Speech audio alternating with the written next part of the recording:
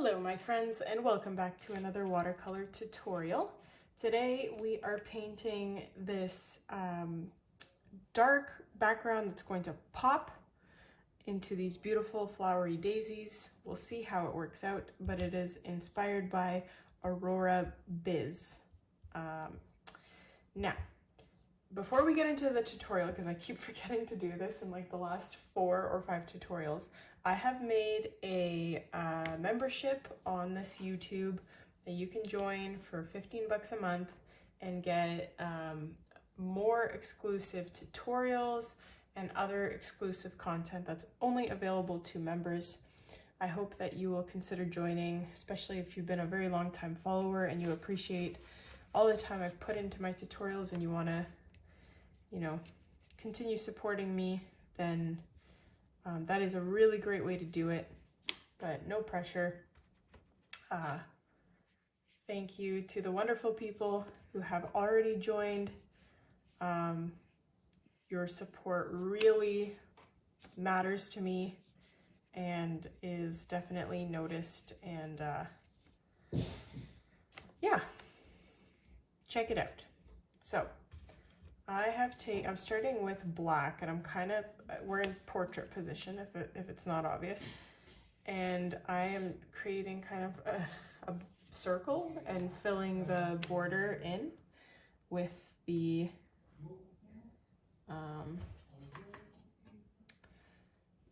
black. And now I'm just kind of making my own color. I'm mixing this bluish green with a black to make almost a black, like a greenish black, obviously. And I'm just adding that, I'm blending that in with the black that's already existing on our paper, like so.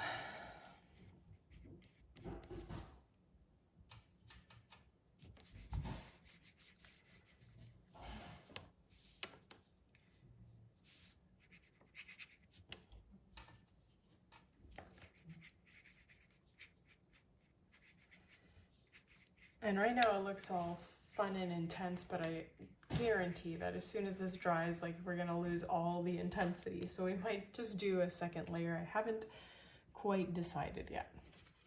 I'm gonna pick up a lighter green and mix that in.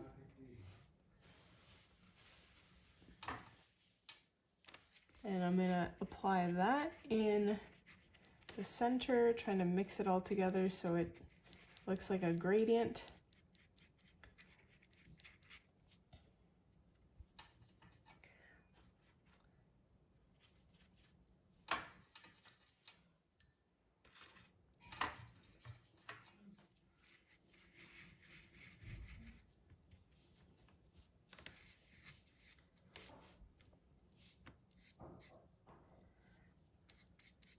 Okay, so now we have to let this completely dry before we can really do anything else. Although, you know what, I'm gonna have the foresight, because usually I don't. Usually I'm like, oh, I wish we did this. What I'm gonna do is grab some lime green or any like very light contrasting green, and while it's still wet, oh yeah, that's what I'm talking about, I'm gonna add these like grassy stripes, and it appears very neon despite it just being a normal lime green because of the obvious contrast. And it just spreads out in the coolest way.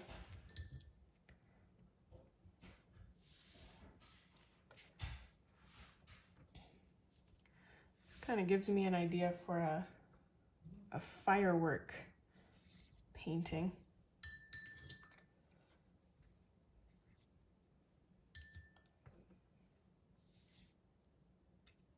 Okay. So, I don't know if you could even see that on the camera. I can see it from my end. It looks pretty neat. But we're gonna let this completely dry and then we'll come back to it. Okay, so this is mostly dry, and it dried to look,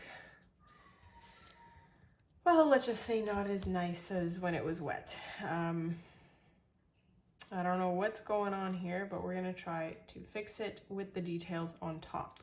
So we're gonna be painting like wispy, grassy strands on this painting.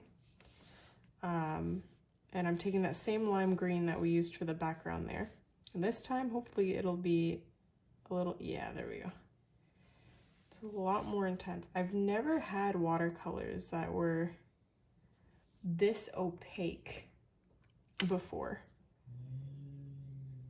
So it's not gouache, but it sure feels like it, or at least something in between water and gouache. The reference by aurorabyz that I'm using, she, I think, used gouache because it's way too, not just opaque, but like you can see the intensity behind the pigment and the thickness, if you will. So she definitely did not use watercolor. If you have neon watercolor, you could totally use that as well. But I mean, this is doing a very good job on its own, so.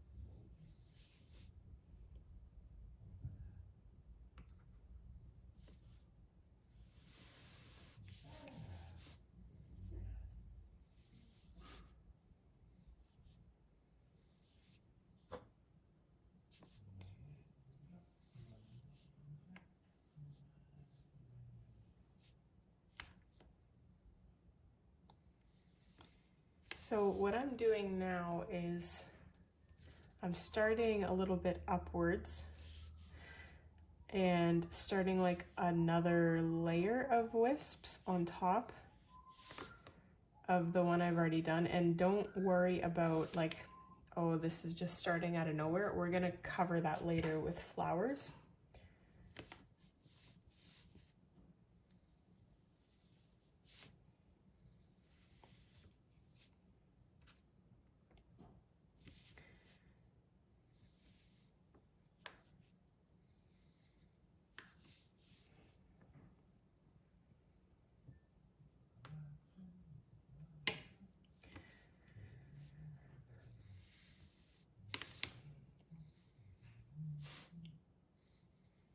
And you actually totally can add some metallic accents if you want. I think I'm gonna do that. I wasn't going to, but now that I think about it, it would add a really nice contrast to it.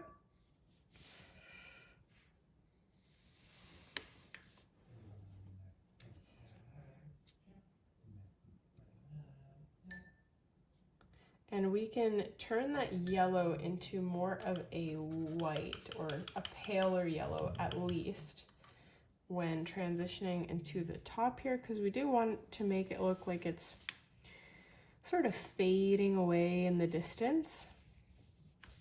So I've picked up some white watercolor that has a little bit of yellow mixed into it unintentionally.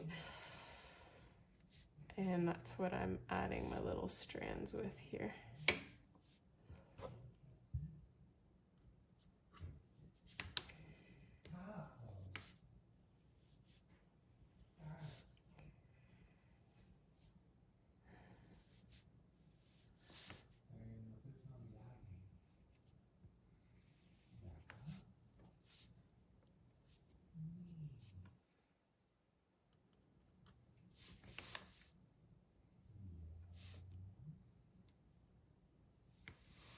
The white also helps tie in the future flowers that we're going to be painting.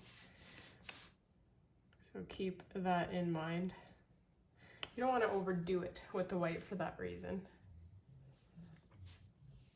Kind of looks like firecrackers.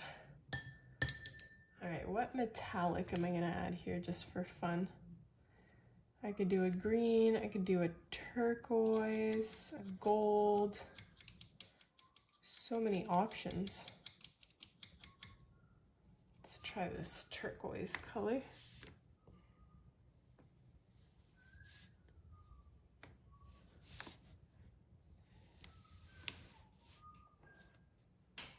Kind of just looks like the white.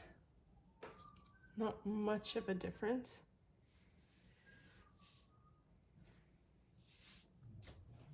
Maybe a little brighter. Anyways, I'm gonna leave the stripes as they are, I think. No, I'm gonna add a few more down here in the original lime. No, not in the original lime color, in white. Just to make it look a little bit different.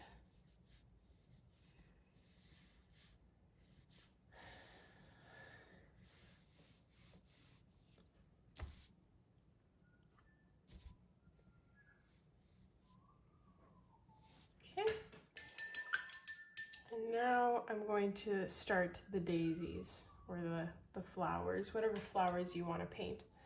So I'm gonna take that I'm gonna try white. I might end up moving to white acrylic paint.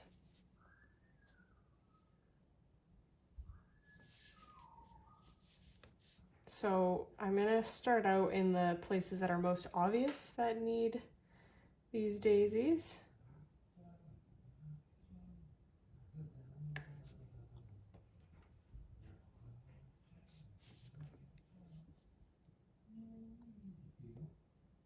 Which is at the base here. Ugh, I'm so bad at flowers. I don't know why. Even like simple daisies like this are such a struggle for me. Why do they look like this? Probably need way more petals.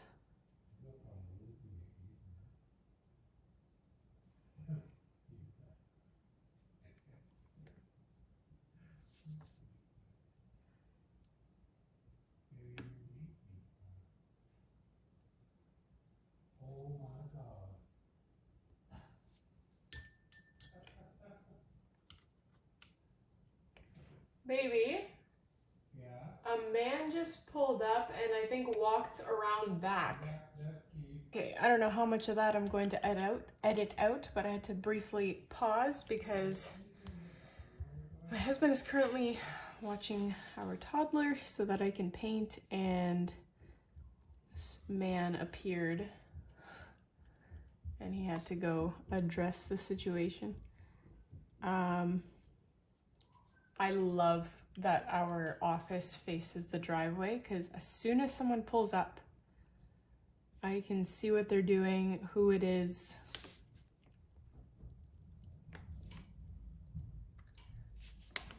This guy, it was just walked to the back of our house.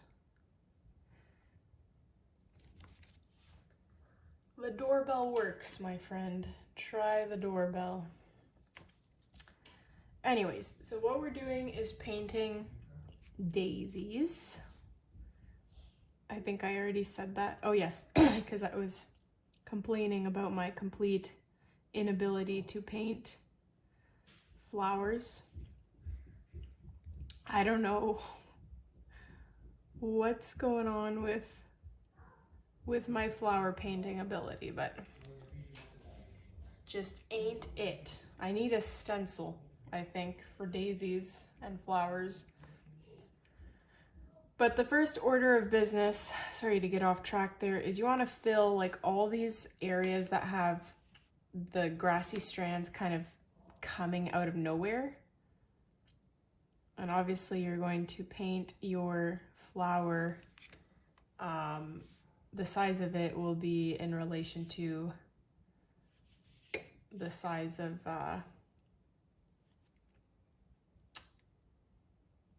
the part that you need to cover up.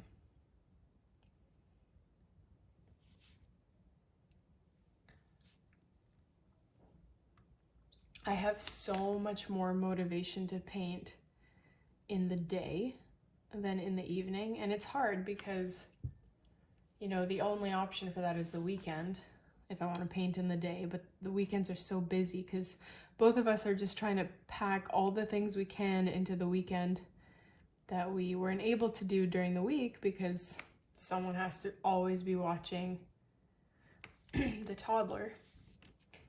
And yeah, like we're blessed with the fact that she's a great sleeper. So after like 7:15 or 7:30 or whatnot, she's like down for the night, and then we have however long we want in the evening to just do things. And but the thing is, in the evening, I am so just exhausted from the day, like 12 hours of nonstop toddler.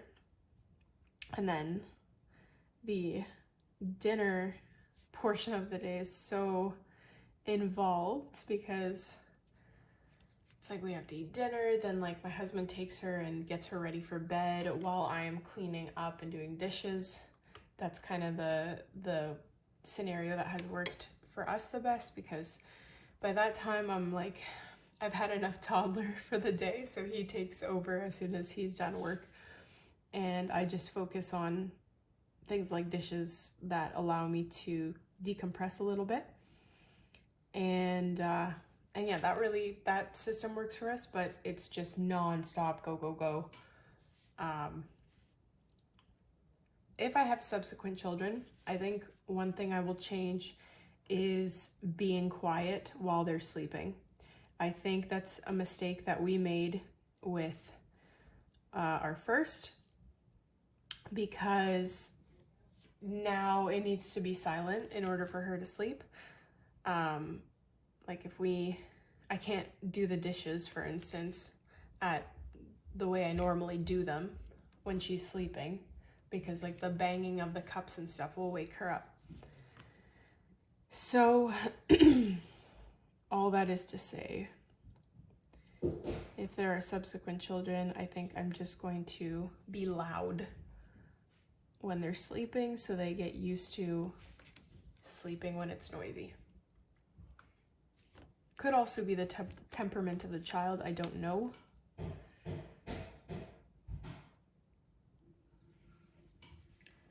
Oops, I was almost off the screen again. There was a tutorial a couple weeks back, and you guys definitely let me know that I was off screen. My bad. I don't know why with this setup, for some reason, it's so much easier to go off screen. Whereas in our old house, it was very standardized for me.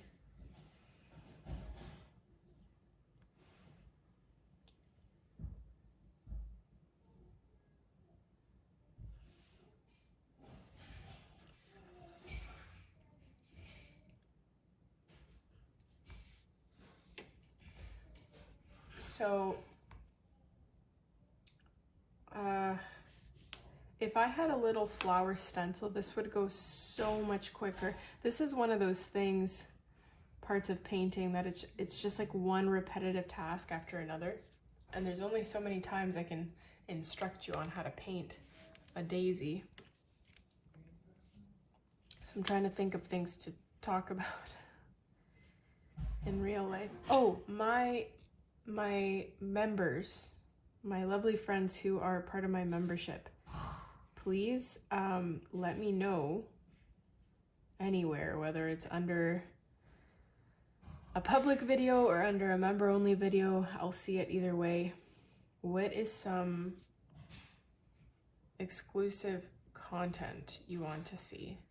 Yesterday I was in my garden weeding and kind of getting ready for the season to plant things, and I pulled up a bunch of overwintered carrots, which is awesome. Like the fact that I don't have to wait until August to eat some fresh carrots is amazing, especially overwintered carrots. Those things have so much flavor. They're packed with flavor. Even my husband's like, you can totally taste the difference between our carrots and store-bought carrots. Anyways, I pulled those out of the ground and I was like, oh, is this something that like my members would be interested in seeing, because I did say that I was going to post like personal life content, only because people have made it clear in previous comments that you like hearing about things that happen in life that are unrelated to painting. So let me know.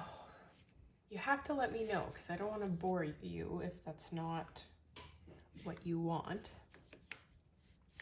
I have tried to be like a lifestyle influencer before. I've said this in a video where I tried to start, not a lifestyle, not lifestyle, a homesteading influencer. And I had a whole YouTube channel, and I had almost a year. I did that for almost a year, weekly videos, which kind of blows my mind that I stuck with that for that long, because it's really hard for me to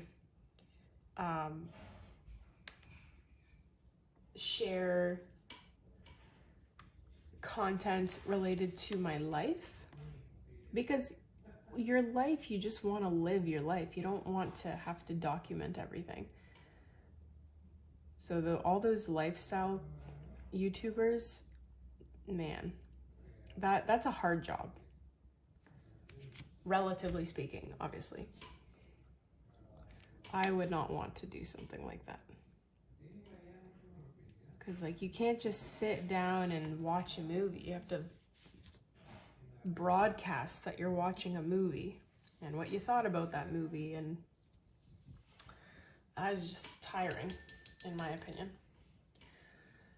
Anywhoosies, I am now taking, I was gonna take like a normal yellow, but I think I'm gonna take, it's not neon yellow, but it's in that part of my palette, so I don't really know what it is, but it's brighter, it's more opaque than my normal yellow. And is it ever pretty? So that's what I'm using for the centers of my daisies. It's much brighter. I love it. You know what? Okay, sorry. So I had used like my original yellow there, and I kind of placed a dot on top, and I love how that looked. So I'm gonna go in with my normal yellow. I'm gonna wait for that to dry, and then I'm gonna drop the neon yellow, for lack of a better description, on top. We'll see how that looks.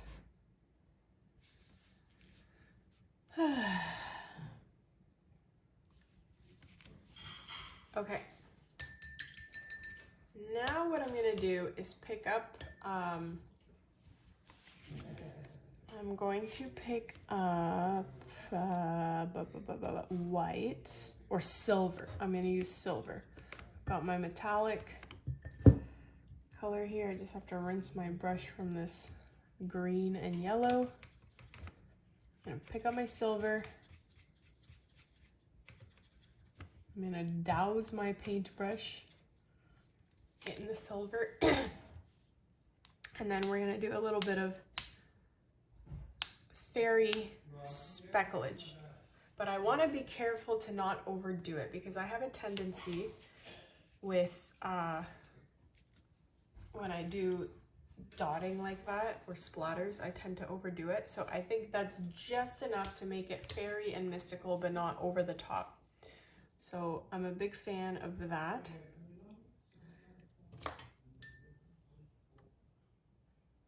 Okay.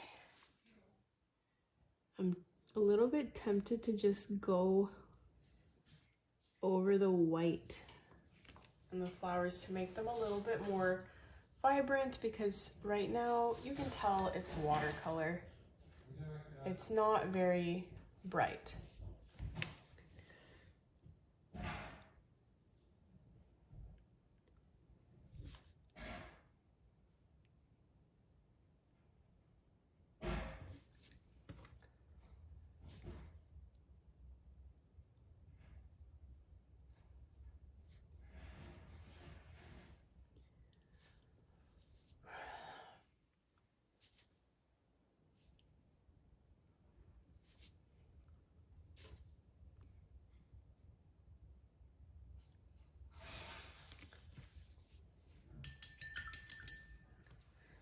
Okay, I'm gonna pick up that that neon yellow.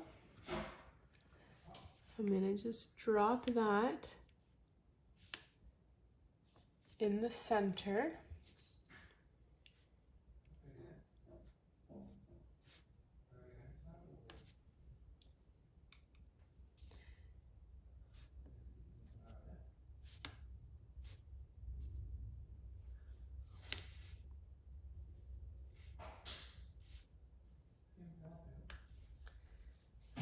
Okay, I'm a little bit tempted to take that neon yellow and also splatter it.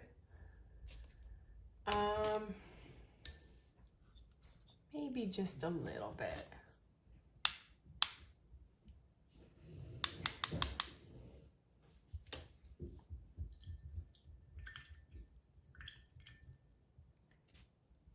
Okay. I am quite happy with this. When I started with this, I wasn't sure how this is gonna turn out, but it actually ended up looking not too shabby. So, it's always this tape. I can never peel it off in this satisfying way that I see sometimes. But that is our finished painting. Let me know what you guys think. Don't forget to hit like, subscribe, and join my membership if you can and are interested. And I will see you in the next tutorial.